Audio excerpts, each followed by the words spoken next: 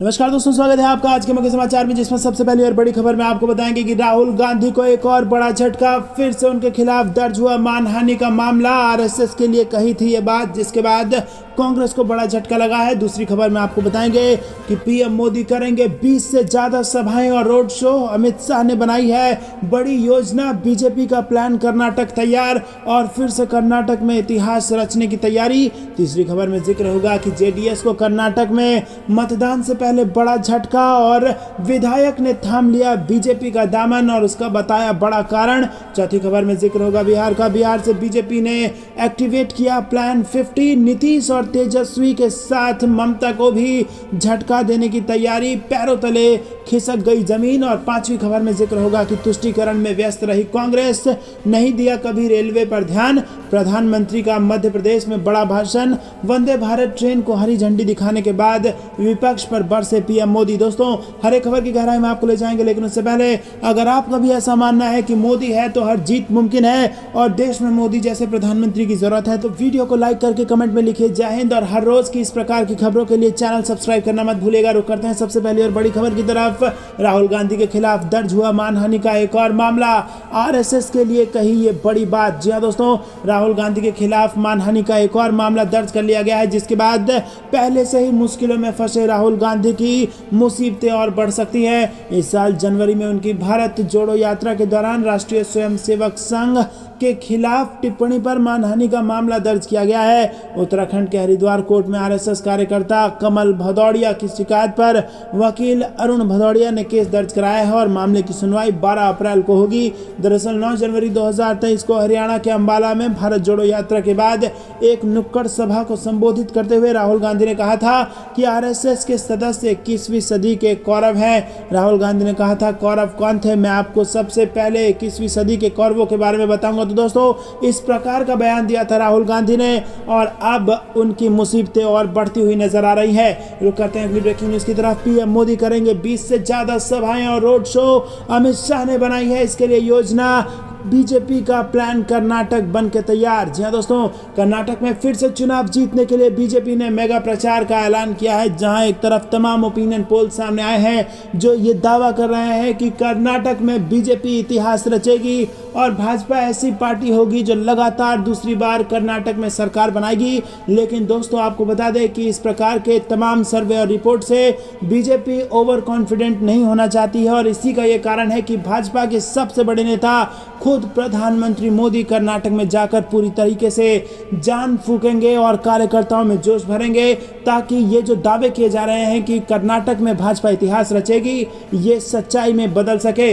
दोस्तों, आपको बता दें कि कर्नाटक का प्लान तैयार कर लिया गया है। प्रधानमंत्री नरेंद्र मोदी के चेहरे को पार्टी बनाने की योजना में है और इसके तहत लगभग हर तीसरे दिन पीएम मोदी के कर्नाटक प्रवास की योजना बनाई जा रही है।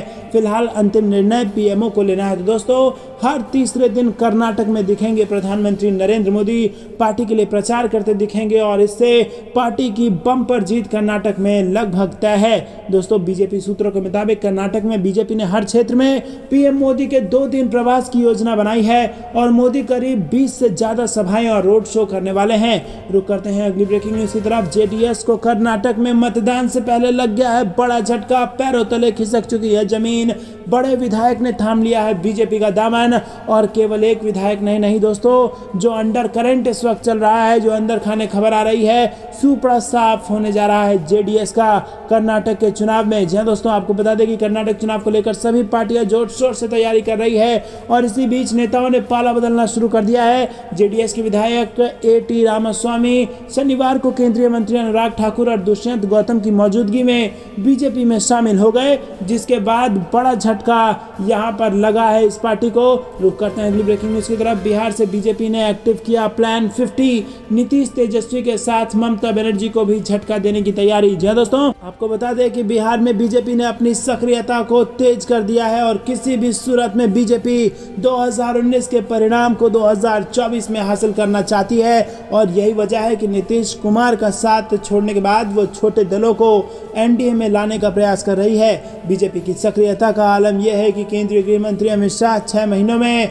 5वीं बार बिहार आ रहे हैं। दरअसल बीजेपी को बिहार में जीत सुनिश्चित करने की बेचैनी इसलिए भी है कि इसी बहाने वो पड़ोसी राज्यों झारखंड और पश्चिम बंगाल को भी साधना चाहती है। बिहार की सफलता का संदेश साफ साफ पड़ोसी राज्यों में सुनाई देगा। अगले साल होने वाले लोकसभा चुनाव के कुछ ही महीनों बाद झारखंड विधानसभा के चुनाव होने हैं और 2 साल बाद 2026 में पश्चिम बंगाल में भी असेंबली इलेक्शन होंगे। झारखंड में पुख्ता जमीन और 5 साल तक सरकार चलाने के बावजूद बीजेपी सत्ता में दोबारा लौटने से चूक गई थी, लेकिन आपको बता दें कि इस बार वो कोई मौका नहीं गंवाना चाहती है और भ्रष्टाचार के आरोपों से घिरी और अपनी नीतियां लागू करने में नाकाम झारखंड मुक्ति मोर्चा के नेतृत्व वाली सरकार की किरकिरी से भाजपा उत्साहित है। रुक करते हैं अगली ब्रेकिंग न्यूज की तरफ। तुष्टीकरण में व्यस्त रही कांग्रेस, नहीं दिया भारतीय रेलवे पर ध्यान। वंदे भारत ट्रेन को हरी झंडी दिखाने के बाद विपक्ष पर जमकर बरसे प्रधानमंत्री नरेंद्र मोदी। मध्य प्रदेश से आ रही है ये बेहद बड़ी खबर। जी हां दोस्तों, मध्य प्रदेश में भी चुनाव संभावित है और आपको बता दें कि प्रधानमंत्री नरेंद्र मोदी ने शनिवार को भोपाल के रानी कमलापति रेलवे स्टेशन से वंदे भारत ट्रेन को हरी झंडी दिखाकर रवाना किया और इस दौरान उनके साथ केंद्रीय मंत्री अश्विनी वैष्णव, मध्य प्रदेश के मुख्यमंत्री शिवराज सिंह चौहान समेत कई लोग मौजूद रहे। ट्रेन को हरी झंडी दिखाने के बाद पीएम मोदी ने कहा कि आज मध्य प्रदेश को अपनी वंदे भारत एक्सप्रेस ट्रेन मिली है और इससे भोपाल और दिल्ली का सफर और तेज हो जाएगा। रुक करते हैं अगली ब्रेकिंग न्यूज की तरफ। अमित शाह का बिहार दौरा, मगध को नवादा से साधेंगे गृह मंत्री, जनसभा को करेंगे संबोधित, मंच पंडाल बनकर तैयार। जी हां दोस्तों, केंद्रीय गृह मंत्री अमित शाह 34 दिनों के अंदर दूसरी बार बिहार आ रहे हैं। उनके स्वागत के लिए नवादा में तैयारी पूरी कर ली गई है। बताया जा रहा है कि हिसुआ में रविवार को केंद्रीय मंत्री के आगमन और आम लोगों के बीच संबोधन को लेकर हिसुआ के इंटर विद्यालय में भव्य मंच बनाया गया है। मंच के साथ अमित शाह की जनसभा में आम लोगों को बैठने के लिए 2 विशाल वाटर और सन प्रूफ पंडाल बनाए गए हैं। डी एरिया के बाद वीआईपी, प्रेस मीडिया सहित खास लोगों और पार्टी के अधिकारियों को बैठने के लिए स्थान दिया गया है। दोस्तों, आपको बता दें कि बिहार में लोगों का आना लाखों की संख्या में तय माना जा रहा है। सुबह से लोगों का आना शुरू हो जाएगा और इसी के लिए ये तमाम बड़ी व्यवस्थाएं की गई हैं और अमित शाह यहाँ पर धुआंधार भाषण से यहाँ पर आपको बता दें कि बिहार में जो जमीन है जेडीयू की और आरजेडी की, उसको खिसकाने का काम कर सकते हैं। आपको भी अगर ऐसा लगता है कि बिहार में अब वापस प्रचंड बहुमत वाली भाजपा सरकार बनने वाली है तो कमेंट में जरूर बताइए। वीडियो अभी तक लाइक नहीं किया तो लाइक जरूर कीजिए। वहीं आपको बता दें दोस्तों, अगली बड़ी खबर एलपीजी सिलेंडर से जुड़ी आ रही है। आम लोगों को बड़ी राहत मिल गई है, घट गए हैं एलपीजी सिलेंडर के दाम। जी हां दोस्तों, आपको बता दें नए वित्तीय वर्ष के पहले दिन आम लोगों को महंगाई के मोर्चे पर बड़ी राहत मिली है। ऑयल और गैस मार्केटिंग कंपनियों ने आम लोगों को बड़ी राहत दी है। घरेलू गैस सिलेंडर के दाम में कोई बढ़ोतरी नहीं की गई है, वहीं कमर्शियल गैस सिलेंडर के दाम में कटौती की गई है। तेल कंपनियों ने कमर्शियल सिलेंडर के दाम में 91 रुपये 50 पैसे घटाए हैं और अच्छी बात यह है कि घटती हुई कीमतें आज से ही लागू हो गई हैं। आईओसीएल की वेबसाइट के अनुसार इस कटौती के बाद देश की राजधानी दिल्ली और मुंबई में कमर्शियल गैस सिलेंडर 91 रुपये 50 पैसे कम दाम में बिकेगा। कोलकाता में ये 90 रुपये तो चेन्नई में 75 रुपये सस्ता हुआ है। रुक करते हैं अगली ब्रेकिंग न्यूज की तरफ जो कि मौसम विभाग से जुड़ी आ रही है, जहां पर आपको बता दें कि दोस्तों फिर से मौसम ने ले ली है करवट। उत्तर पूर्वी राज्यों समेत मध्य भारत में भी बारिश के आसार, आईएमडी ने जारी कर दिया है अलर्ट। जी हां दोस्तों, आपको बता दें कि थोड़ी गर्मी महसूस होने के बाद फिर से मौसम ने यू टर्न लिया है और मार्च के अंत में और अप्रैल के शुरुआत में भी इस बार मौसम में जबरदस्त बारिश देखने को मिल रही है। इससे मौसम सुहाना भी बना हुआ है। हालांकि दोस्तों आपको बता दें कि आईएमडी ने इस प्रकार के दावे किए हैं कि ये कुछ दिनों तक जारी रह सकता है, लेकिन इसका क्या असर होगा ये आगे आने वाले समय में ही देखा जाएगा। रुक करते हैं अगली ब्रेकिंग न्यूज की तरफ। 85 देशों को बेच रहे हथियार, रिकॉर्ड स्तर पर रक्षा निर्यात, दुनिया देख रही है भारत की बढ़ती हुई ताकत। जी हां दोस्तों, आपको बता दें कि भारत का रक्षा निर्यात वित्त वर्ष 2022-23 में रिकॉर्ड 15,920 करोड़ रुपए पर पहुंच गया है। प्रधानमंत्री नरेंद्र मोदी ने इस उपलब्धि को लेकर शनिवार को रक्षा मंत्रालय को बधाई दी और पीएम मोदी ने कहा कि डिफेंस एक्सपोर्ट का रिकॉर्ड स्तर पर पहुंचना दर्शाता है कि पिछले कुछ वर्षों में इस क्षेत्र में किए गए सुधार अच्छे नतीजे दे रहे हैं। उन्होंने ट्वीट किया कि केंद्र सरकार भारत को रक्षा उत्पादन केंद्र बनाने के प्रयासों का समर्थन करना जारी रखेगी। तो दोस्तों, पहले जहां भारत दूसरी देशों की तरफ देखता था कि वो हमें हथियार दें, वहीं अब भारत नेट सिक्योरिटी प्रोवाइडर बन गया है और इसी के साथ यहाँ पर रक्षा निर्यात करना शुरू कर दिया है भारत ने और रिकॉर्ड 15,920 करोड़ रुपए तक पहुंच गया है ये शिक्षा निर्यात। और इस सब का क्रेडिट अगर किसी को जाता है तो वो देश के साइंटिस्टों को, देश में कुशल नेतृत्व को, प्रधानमंत्री मोदी जैसे नेतृत्व को जाता है। दोस्तों आपको क्या कुछ लगता है कमेंट में जरूर बताइएगा। वीडियो को लाइक करना मत भूलिएगा और यहाँ पर ज़्यादा लोगों तक वीडियो शेयर भी कीजिएगा। रुक करते हैं अगली ब्रेकिंग न्यूज़ की तरफ। क्या सचिन पायलट और बीजेपी की चल रही है बातचीत? क्या राजस्थान में भी गिर जाएगी सरकार और क्या मध्य प्रदेश की तरह कांग्रेस को राजस्थान में भी चुनाव से ठीक पहले बड़ा झटका लगने वाला है? ये सवाल इसलिए उठ रहा है दोस्तों क्योंकि सूत्रों के हवाले से जो खबर आई है उसके मुताबिक सचिन पायलट और बीजेपी की बातचीत चल रही है। ये सवाल उठने लगे हैं और दोस्तों ये पहली बार नहीं है, इससे पहले भी ऐसा हुआ था जब सचिन पायलट ने थोड़े से बागी रुख दिखाए थे। लेकिन अब अगर ऐसा फिर से हुआ तो यकीन मानिए कांग्रेस के पैरों तले जमीन खिसक सकती है। और ये साल बेहद महत्वपूर्ण है दोस्तों, इसीलिए महत्वपूर्ण है क्योंकि जब कर्नाटक में चुनाव हो जाएंगे तो 2024 के लोकसभा चुनाव से पहले इस राज्य में खेला हो सकता है। और यहाँ चुनाव से पहले अगर इस राज्य में खेला हो गया तो बीजेपी यहाँ पर कांग्रेस को जबरदस्त नुकसान पहुंचा सकती है। आपको क्या कुछ लगता है कमेंट में जरूर बताइए। रुक करते हैं अगली ब्रेकिंग न्यूज़ की तरफ जो कि कर्नाटक से आ रही है।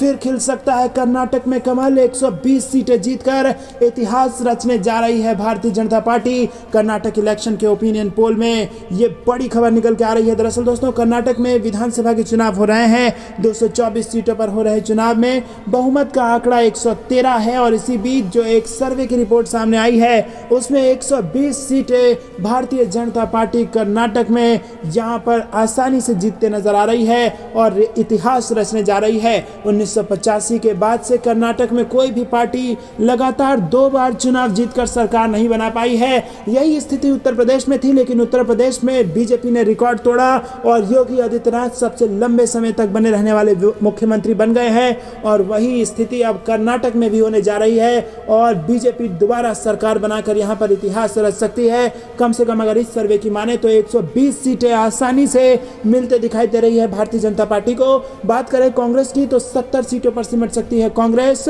जो कांग्रेस सरकार बनाने का दावा कर रही है उसके लिए 70 सीटें जीतना मुश्किल हो सकता है और जनता दल सेक्युलर को 10 सीटों पर ही संतोष करना पड़ सकता है। रुक करते हैं अगली ब्रेकिंग न्यूज़ की तरफ। भारत की 100 ताकतवर हस्तियों की लिस्ट में पीएम मोदी नंबर 1 पर बरकरार। जी हाँ दोस्तों, आपको बता दें कि भारत के सबसे शक्तिशाली व्यक्ति प्रधानमंत्री नरेंद्र मोदी हैं और इंडियन एक्सप्रेस की देश की 100 ताकतवर हस्तियों की साल 2023 की लिस्ट में एक बार फिर पीएम मोदी सबसे शक्तिशाली भारतीय बनकर उभरे हैं।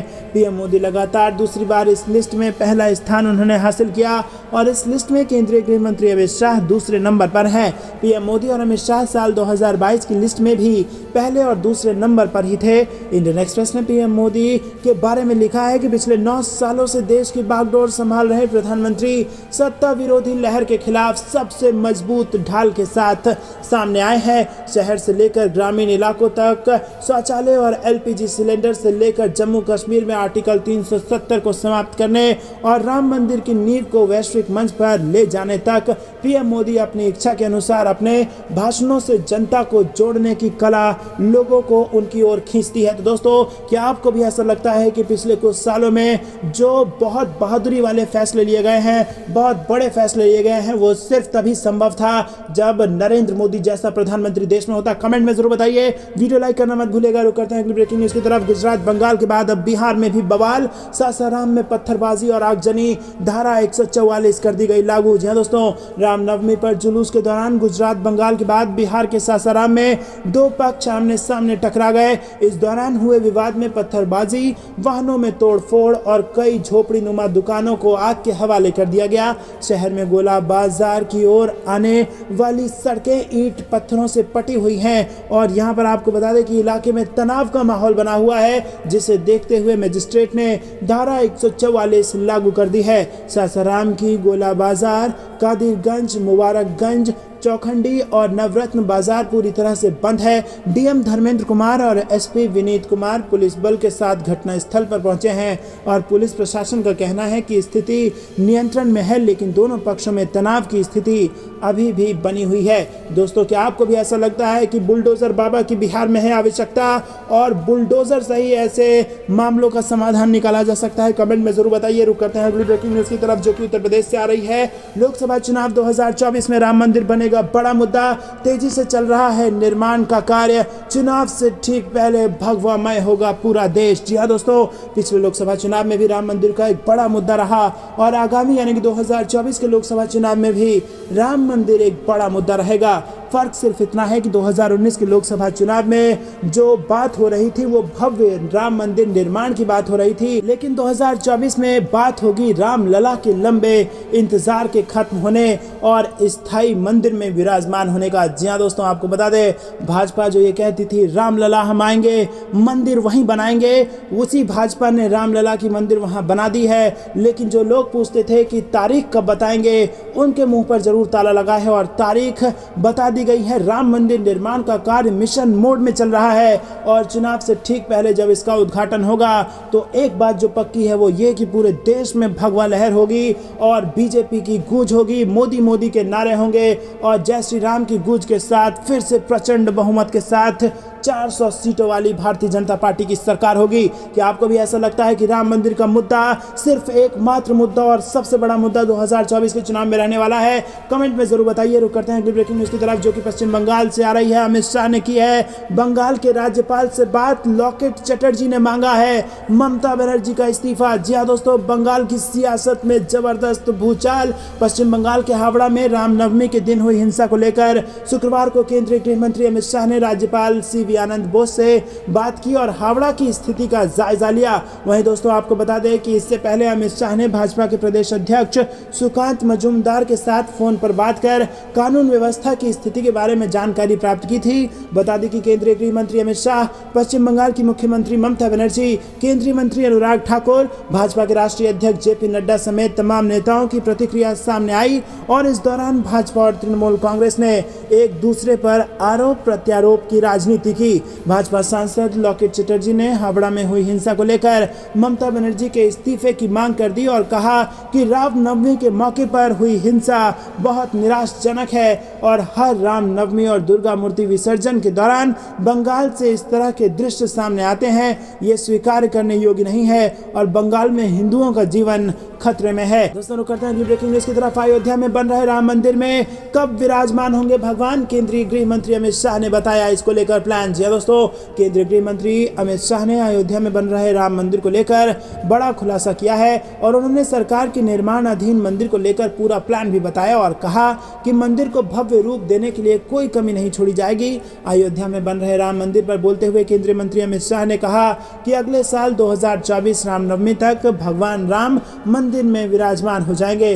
उन्होंने ये बात हरिद्वार स्थित गुरुकुल कांगड़ी विश्वविद्यालय में आयोजित दीक्षांत समारोह को संबोधित करते हुए कही है। उन्होंने कहा कि प्रधानमंत्री नरेंद्र मोदी देश में महर्षि दयानंद, स्वामी श्रद्धानंद और महात्मा गांधी की शिक्षा दृष्टि को जमीन पर उतार रहे हैं और नई शिक्षा नीति को स्ट्रीमलेस और क्लासलेस बनाया गया है। रुक करते हैं अगली ब्रेकिंग न्यूज की तरफ। भारत की सीमाएं पूरी तरह से हैं सुरक्षित, सर्जिकल स्ट्राइक से आतंकियों की कमर टूट गई, राजनाथ सिंह का बड़ा बयान। जी दोस्तों, रक्षा मंत्री राजनाथ सिंह ने बृहस्पतिवार को कहा कि भारत की सीमाएं पूरी तरह सुरक्षित है और भारत द्वारा किए गए सर्जिकल स्ट्राइक ने आतंकवादियों की कमर तोड़ दी है। सिंह ने यहां आयोजित एक कॉन्क्लेव संबोधित करते हुए कहा कि चीन के साथ गतिरोध हो या पाकिस्तान का कोई नापाक इरादा, भारतीय सशस्त्र बल उचित जवाब दे रहा है और उन्होंने कहा कि भारत ने आतंकवाद जैसे मुद्दों पर विश्व का नेतृत्व किया है और इस समस्या के सफाई के लिए समर्थन जुटाने में भारत सफल रहा है। उन्होंने कहा कि हमारी सीमाएं पूरी तरह सुरक्षित हैं, चाहे चीन के साथ गतिरोध हो या पाकिस्तान के नापाक इरादे हों, जरूरत पड़ने पर हमारे सशस्त्र बल उचित जवाब देते रहे हैं। एक प्रमुख टेलीविजन मीडिया नेटवर्क द्वारा आयोजित इंडिया राइजिंग कॉन्क्लेव को संबोधित करते हुए उन्होंने कहा कि ये बढ़ते भारत पर एक कॉन्क्लेव है और बढ़ते भारत के विचार को अलग अलग लोगों ने अलग अलग तरीके से वर्णित किया है। दोस्तों रुक करते हैं अगली ब्रेकिंग न्यूज की तरफ, जिसमें आपको बता दें कि अब आकाश में ही धुआं हो जाएगी दुश्मन की हर हिमाकत। क्या है इंडियन आर्मी का प्रोजेक्ट आकाश तीर, आपको बताते चले दोस्तों कि रक्षा मंत्रालय ने गाजियाबाद स्थित भारत इलेक्ट्रॉनिक्स लिमिटेड के साथ एक समझौते पर हस्ताक्षर कर लिया है। डील इस बात की हुई है कि BEL भारतीय सेना के लिए ऐसा सिस्टम बनाकर देगी जो दुश्मन की हर चाल को हवा में ही खत्म कर देगी। इस प्रोजेक्ट के लिए BEL को 1982 करोड़ रुपए मिले हैं। BEL देश की रक्षा और बचाव क्षमता को बढ़ाने के लिए स्वचालित वायु रक्षा नियंत्रण और रिपोर्टिंग प्रणाली को विकसित विकसित करेगा और इसे सरकार ने प्रोजेक्ट आकाश तीर नाम दिया है। रुक करते हैं अगली ब्रेकिंग न्यूज़ की तरफ। पाकिस्तान में फिर आतंकी हमला, 4 पुलिसकर्मियों की मौत, तालिबान ने ली इसकी जिम्मेदारी। जी हाँ दोस्तों, आपको बता दें कि आतंकवाद से बुरी तरह जूझ रहा पाकिस्तान एक बार फिर आतंकी हमलों का शिकार हुआ है। बता दें कि उत्तर पश्चिमी पाकिस्तान में आतंकियों ने एक पुलिस वैन को निशाना बनाया, जिसमें एक पुलिस अधिकारी समेत 4 पुलिसकर्मियों की मौत हो गई है। वहीं 6 पुलिसकर्मी इस हमले में घायल हुए हैं। हमले की जिम्मेदारी आतंकी संगठन तहरीक तालिबान पाकिस्तान ने ली है। खबर के अनुसार घटना पाकिस्तान के खैबर पख्तूनख्वा प्रांत की है, जहां के लक्की मरवाज जिले में एक पुलिस वैन गुरुवार सुबह सद्दार पुलिस स्टेशन की तरफ जा रही थी। रुक करते हैं अगली ब्रेकिंग न्यूज़ की तरफ। भारत की पाकिस्तान पर एक और डिजिटल स्ट्राइक, सरकार के ट्विटर अकाउंट को कर दिया बैन। जी हां दोस्तों, भारत ने पाकिस्तान के खिलाफ एक और कार्रवाई करते हुए वहां की सरकार का ट्विटर अकाउंट को बैन कर दिया है। पाकिस्तान सरकार के आधिकारिक ट्विटर अकाउंट को भारत में बंद कर दिया गया है। पाकिस्तान की सरकार के ट्विटर अकाउंट को एक्सेस करने पर एक संदेश मिलता है, जिसमें लिखा है, कानूनी मांग के जवाब में पाकिस्तान सरकार के ट्विटर हैंडल को भारत में रोक दिया गया है। आपको बता दें कि बीते 6 महीने में ये दूसरी बार है जब भारत में पाकिस्तानी ट्विटर हैंडल पर रोक लगाई गई है।